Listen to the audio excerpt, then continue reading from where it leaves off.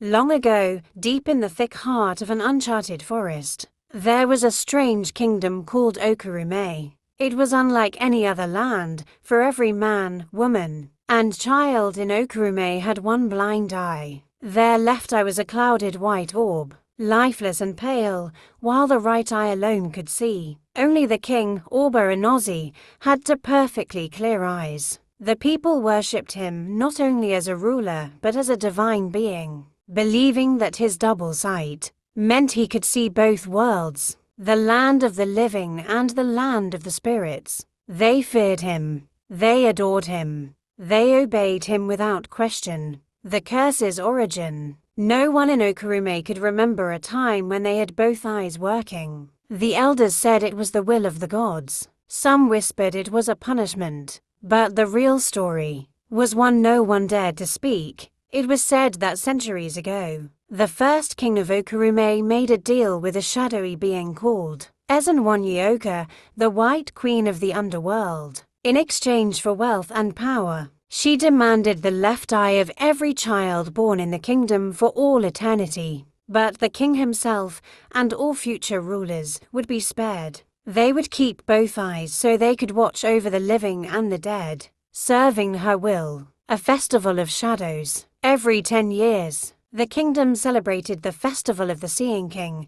It was a night of music, dance, and masked processions, but at midnight, the people gathered before the palace gates. The king would stand on the high balcony, both eyes gleaming in torchlight, and proclaim, "I see all that you cannot. I protect you from what lurks beyond." This year's festival was different. Strange whispers had begun to spread. Whispers that the king's second sight was not a blessing but a danger. That his eyes did not just see spirits, they fed them. A stranger's arrival. On the eve of the festival, a traveler named Ekena stumbled into Okurume. Unlike the villagers, he had two good eyes. His presence caused panic. People shut their doors, mothers pulled children away. The palace guards dragged him before the king. King Anozi studied him in silence, then asked, "From where do you come, man of two eyes?" "I come from the mountains beyond the Red River," Ekena replied. "I seek my sister, who disappeared near your borders." The king smiled faintly. "If she entered my kingdom, she will never leave." The word sent a cold shiver through Ekena. The hidden truth. That night, an old blind woman, blind in both eyes, unlike anyone else in the kingdom, found Ekena in the inn where he lodged. She whispered, "Your sister is gone, taken by the White Queen.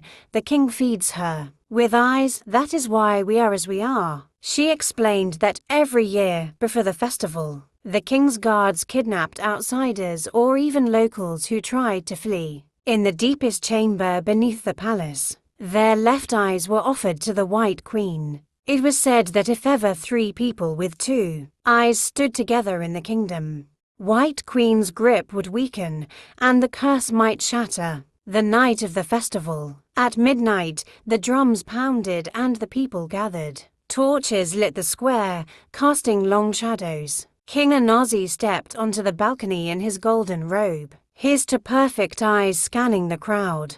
But something was different. Ekena stood near the front, and beside him was the old blind woman, holding the hand of a small girl with 2 eyes.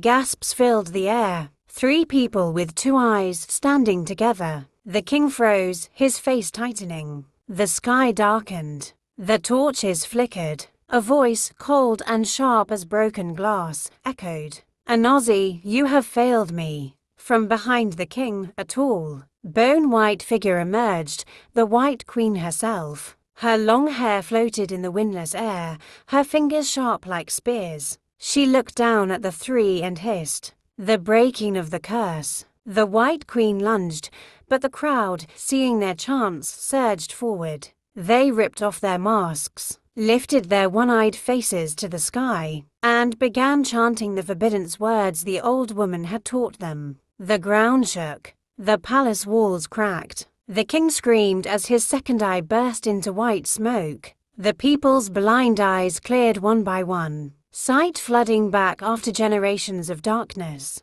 The White Queen shrieked, her form unraveling into pale dust, vanishing into the night. The aftermath. When morning came, the people could finally see with both eyes for the first time in centuries. King Anozi was gone. No one knew whether he had fled into the forest or been dragged into the underworld. Ikenna never found his sister's body, but on the wind, he thought he heard her voice whisper, "Thank you. I can see now." From that day on, the people of Okurume vowed never again to follow a ruler who claimed to see more than they did. But sometimes on moonless nights, travelers say they see a man with two glowing eyes, watching them from the edge of the forest, waiting for the day he can bring the White Queen back.